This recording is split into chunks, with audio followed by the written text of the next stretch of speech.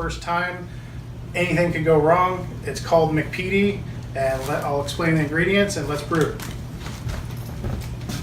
Okay, part of where the name comes for this is the British peated malt.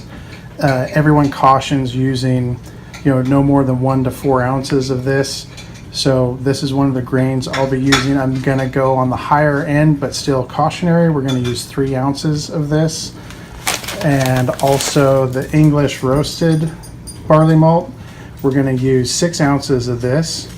And also one of my favorites, the chocolate rye malt, 6 ounces also.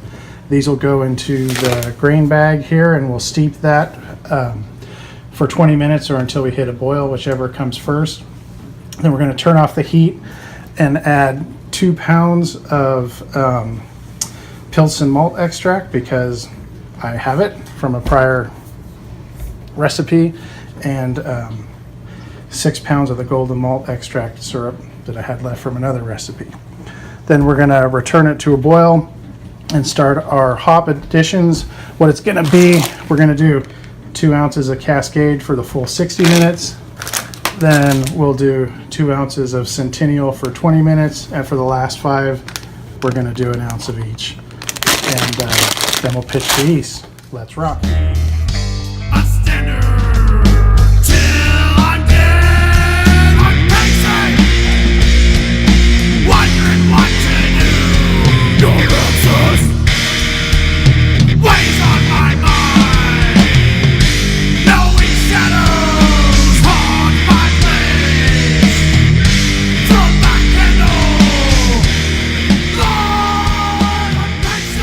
Beer's ready now for the yeast to get pitched. We did take a measurement. We have a potential for 7% alcohol, and Dave will pitch the yeast.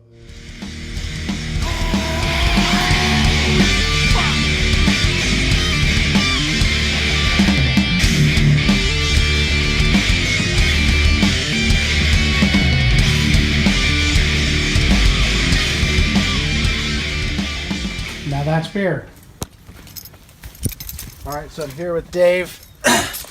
Yeah, we're drinking tomato beer because we killed the keg at the party, and I was gonna get people's opinions at the party, and I guess I got drunk.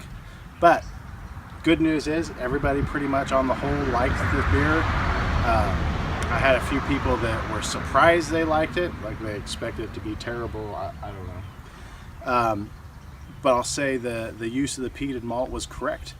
You got a little hint of it, but it wasn't overpowering by any means. And we had a few people that said they don't like dark beers that really liked it, and kept coming back. So that's how we ended up with an empty keg. What do you think? Think we should change anything for next year? I think it was the right amount of wrong with the peat. Maybe just give ourselves some more time. We were a little crunched there. True. And plus I didn't get to use the yeast I wanted. We finished out at 4.5%. We should have been able to do a little bit better than that, but UPS screwed me on that one. So I think I could have done a better job on my temperature control. Mm-hmm. It was sort of living in different rooms of my house. I was trying to chase the warmth around because it was cool, and I felt like a consistent, or even maybe a temperature controlled blanket around the big mouth bubbler might have been the solution to that. And that's true, 13 psi ended up being correct on the CO2 side. We played with that a little bit, and 13 was the magic number. True. And it was fun. We did force carbonate it, a group, 3 of us. It works.